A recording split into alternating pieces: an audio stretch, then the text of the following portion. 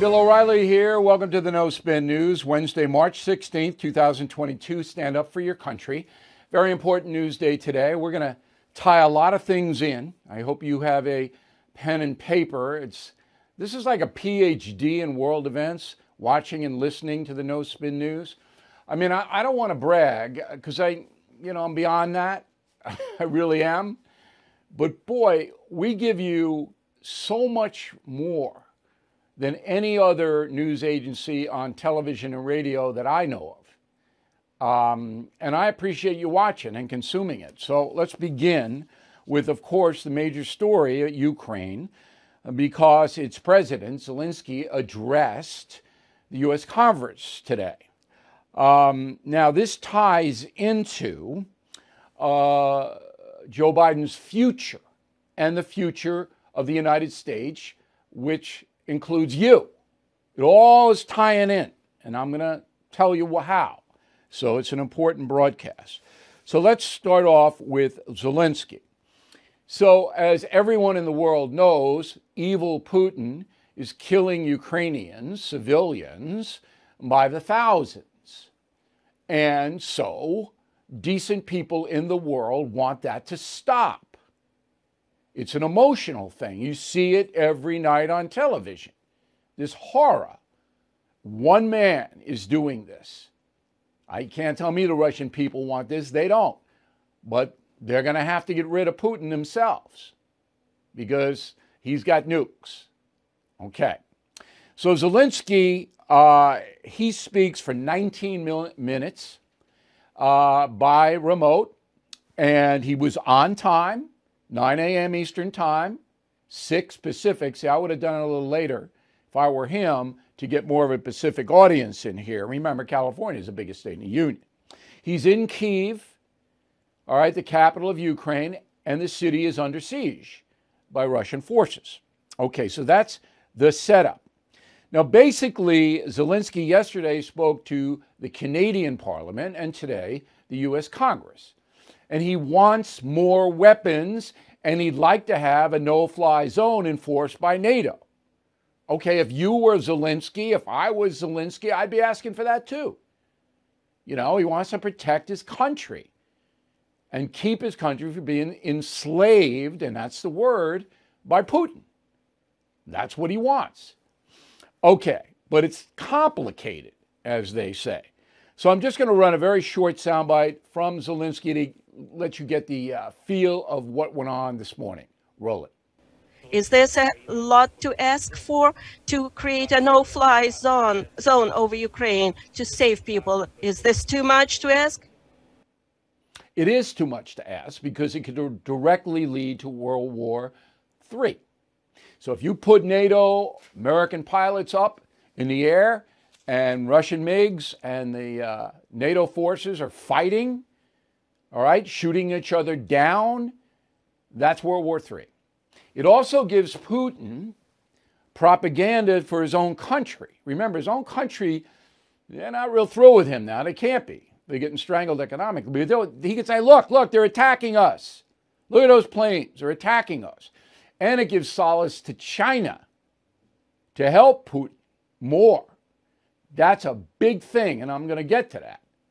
So it's important that you know the big picture. So emotion says, yeah, no-fly zone. Let's get in there and protect these poor Ukrainians. That's what emotion dictates. But this is a chess game, a lethal chess game. Okay, so Zelensky knows he's not going to get the no-fly zone. He knows that. But he put forth something that he could get, and I hope he does, a humanitarian no-fly zone. That would mean that NATO would say to Russia, we are going to have a corridor set up in Ukraine where refugees can go without fear of being killed, and you're going to respect that no-fly zone corridor. Okay? Now that gives us the high ground, because it's only civilians that use that corridor to get to Poland or to the Czech Republic or wherever they want to go to get out from being killed. A humanitarian no-fly zone. Now, it wouldn't be patrolled by NATO because then again, you're getting into that shoot war situation. But if Putin violated it and started mowing down civilians trying to get out, that takes China out of the equation, because all you could say to China, is this what you support? Women and children being shot in a no humanitarian, no-fly zone? You see what I'm talking about? That could happen. Now, Biden goes to Brussels next week, and that's number one on the agenda.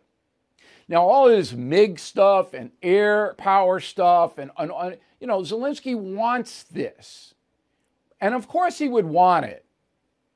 But Poland, as we have explained on this program, down to the micro detail, won't send the MiGs directly to Ukraine. If they did, that should be fine with everybody. All right? Poland wants to send it to Germany, to a U.S. Air Force base, and then have Americans fly it back into Ukraine. Sorry. Okay? I told Hannity, we had a very spirited conversation, Sean Hannity and I, today on the radio. I told Hannity, look, if you're president, you say to Poland, you want to put those planes into Ukraine now?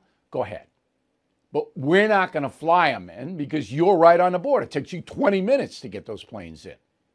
Okay?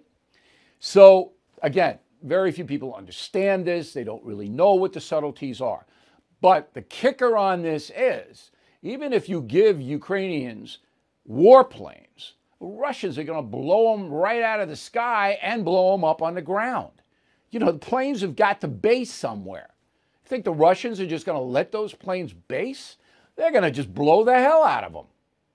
So this is another myth that somehow warplanes provided by NATO are going to tilt the conflict in the favor of Ukraine. They won't.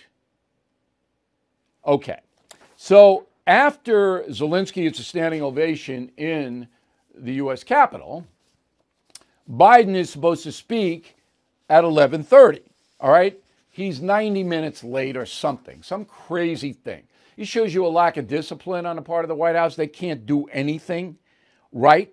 He speaks for 9 minutes. That's all. Takes no questions. All right? And I got two sound bites. But first I want to set up what Biden said in his 9 minutes. He's going to give an additional $800 million in military aid to Ukraine.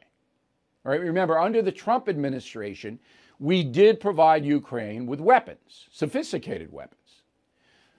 Obama wouldn't. And who was vice president under Obama? Okay, just keep that in mind. So Biden, $800 million US dollars in military aid to Ukraine. 600 Stinger missiles, 2,600 Javelin missiles, rounds of ammunition, grenade launchers, all down the list. Okay? So they'll get to Ukraine, but Lord knows if they're going to save any lives or not. I don't know. But you have to send them. I mean, there are pundits going, why are we sending? These people are fighting for their freedom and fighting for their lives. You got to arm them. All right? You have to. And hopefully it'll do some good. I know the planes would do no good. But the arms, these Stingers and Javelins, they can put a hurt on Russia. Not enough to tilt the war, but enough to cause pain. All right, two sound bites. The general sound bite for Biden to open. Go. It's about freedom. It's about the right of people to determine their own future. It's about making sure Ukraine will never be a victory for Putin, no matter what advances he makes on the battlefield. Okay, good. All right, you stated up top. It's obvious, but you got to state it. The second one is about the USA. Go. America stands with the forces of freedom. We always have and we always will. I want to thank you all and God bless you. And I'm going to walk over and sign this bill to allow the drawdown of those materials. Okay, the drawdown of those materials. He walks over, he signs the bill. That's the $800 million, and the stuff is in motion. Now, Biden didn't say anything else about a no-fly zone. He didn't say anything about MiGs, planes. He didn't say anything about anything, okay? And he was smart to do that, all right? And I told Hannity today, we shouldn't be telling the Russians what we're going to give them and not give them. Right? Why are we doing that? I mean, you got a list of stuff here that, why?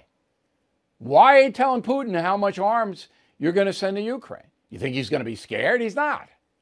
The only thing that's going to stop Putin is if the Russian people get restive. Word of the day, R-E-S-T-I-V-E, restive. It's the only thing that's going to stop the man. All right? If the military sees that there are enormous Russian casualties, that could have some bearing on this. So stop with, we're doing this, we're doing that. You don't have to say it. You do have to say, I'm not going to do a no-fly zone, and Biden has clearly said that. Okay. So what's the strategy on this? As I said, it's a chess game. There are two things in play right now that no one knows about, but you are going to hear it right this minute. The first is this is as much about China as any other country. I mean, we got to take Putin out. We got to crush Putin. China's watching this very closely because it wants to invade Taiwan. We all know that. Okay? If the world unites against Putin, China's going to see that. And economic sanctions against China would hurt that country more, far more, than economic sanctions against Putin. Okay? Because China is the second largest economy in the world. Russia's 17th. All right? So China's watching all this, watching world reaction to this.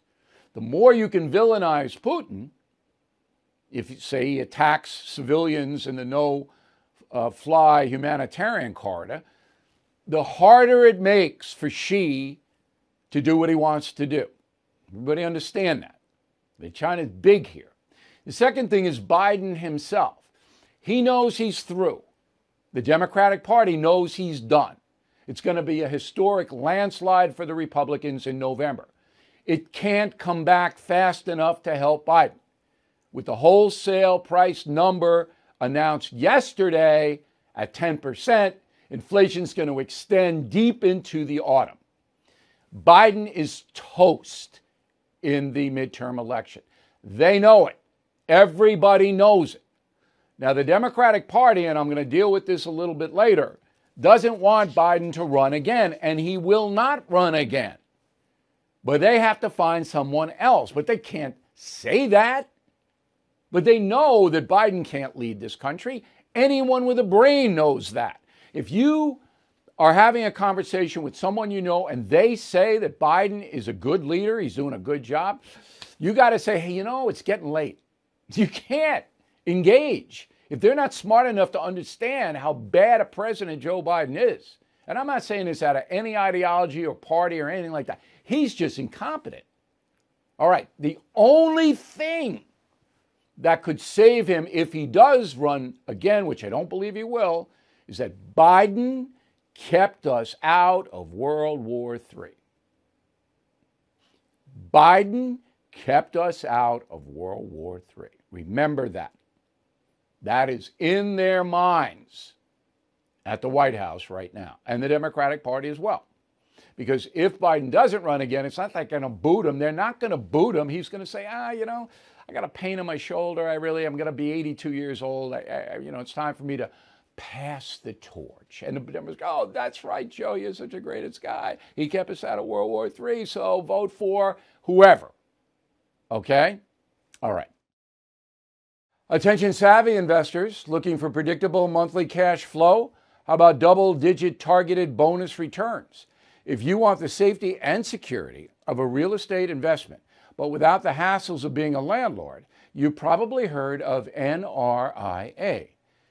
NRIA is an industry-leading real estate development firm in its 15th year. They develop in strategically located, lower-risk, high-demand neighborhoods that are based on supply-demand imbalance. They are a great fit for safety-oriented investors who want cash flow and diversification in carefully chosen real estate. So you can learn more about the NRIA Real Estate Development Fund at nria.net, or you can call 800-800-1414. That's easy, 800-800-1414. An offer of securities is only made by the NRIA Private Placement Memorandum. Read it first. Past performance does not guarantee future results. NRIA is a real estate development firm. Learn more at nria.net. So last night on Frontline on PBS liberal network, but you all know what it is. They did an hour on Putin, and the first 35 minutes of it was very good.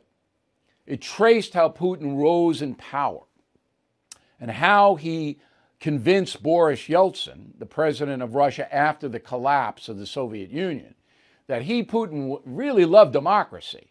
He was a reformer and he really wanted to do this and all of that. But of course he was lying. He's an autocrat. He's a totalitarian. But Yeltsin bought it. Okay? For the first 35 minutes of Frontline, it was good. Hard news good. Then, as they always do at PBS, they tilt in to the politics. So the first thing was they had to bring it up to modern times, and they had to deal with Crimea 8 years ago, where Putin just went in, marched in, and took it. Who was president? Barack Obama. Who was vice president? Joe Biden. Those two allowed Putin to take Crimea illegally. A couple of soft sanctions, no big deal. He took it.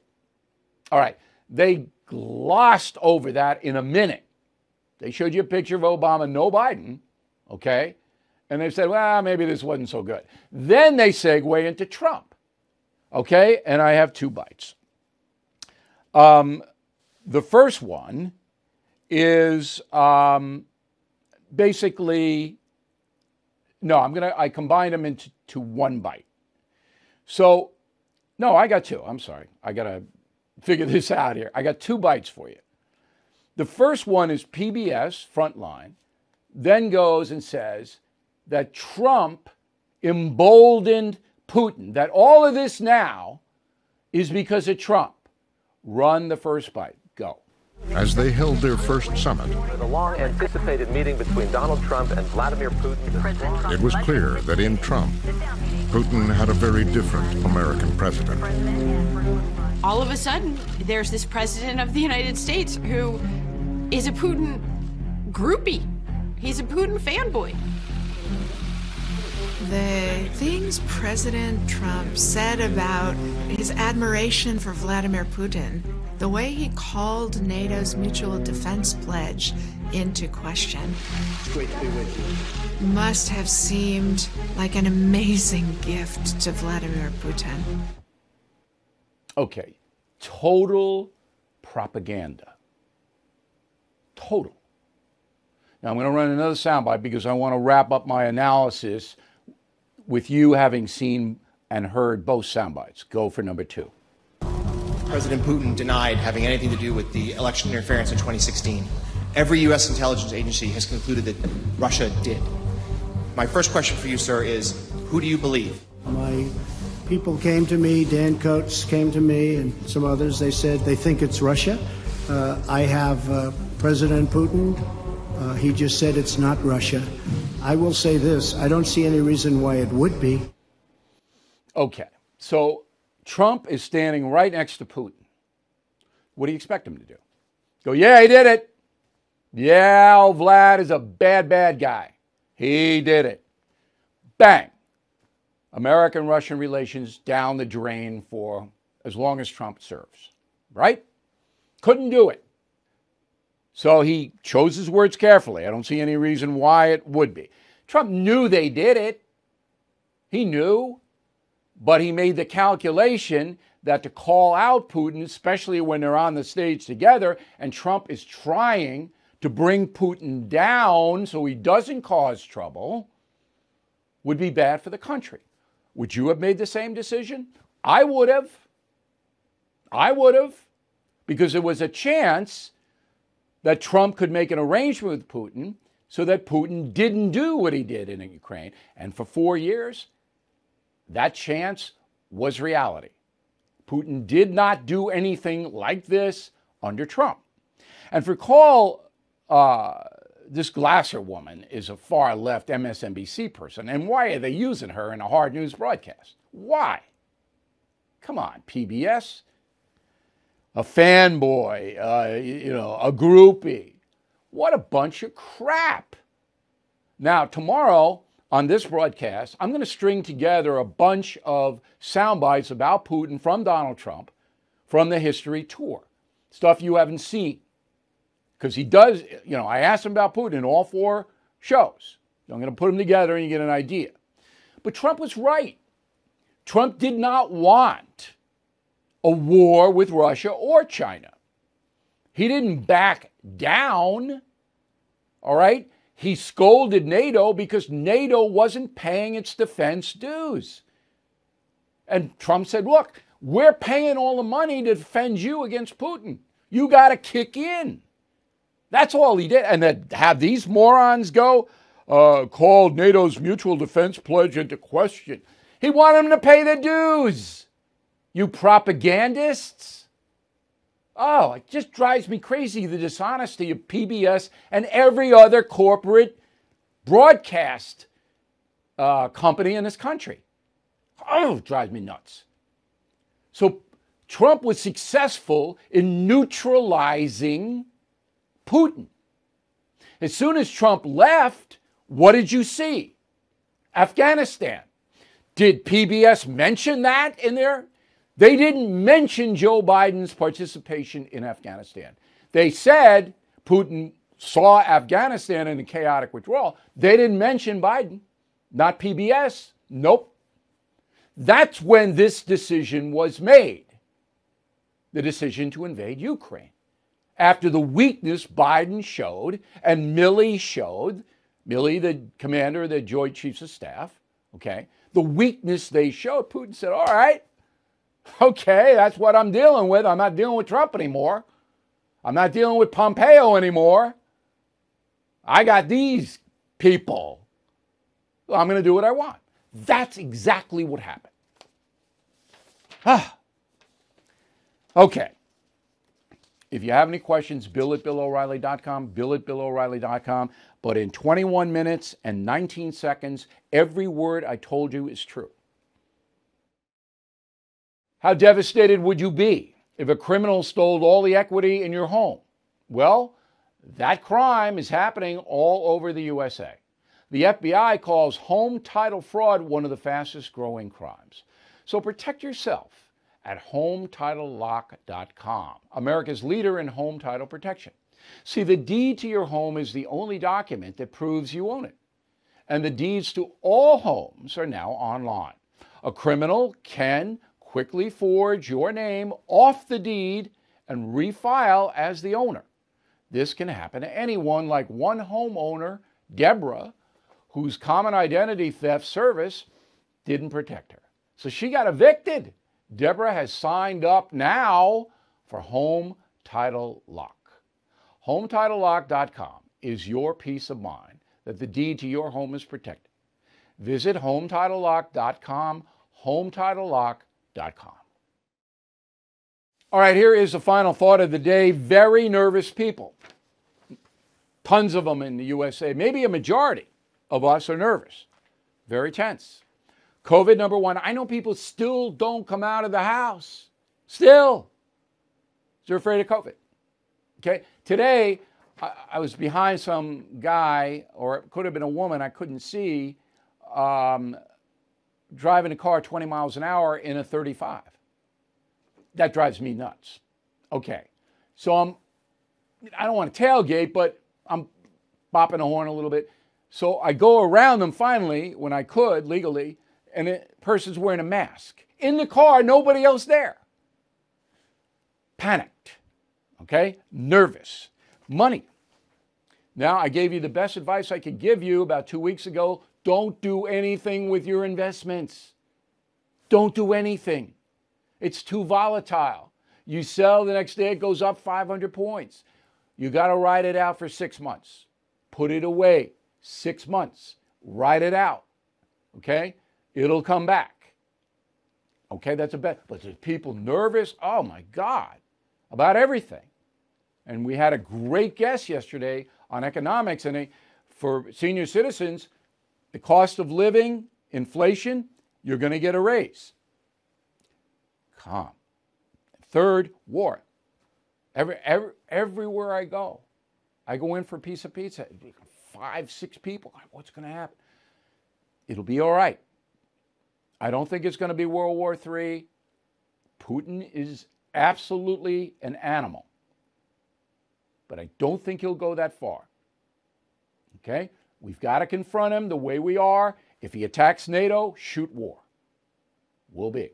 Has to. Okay? However, there's nothing any of us can do about it. You can't do anything about it. I can't do anything about it. Don't let it wreck your life. Don't lose sleep.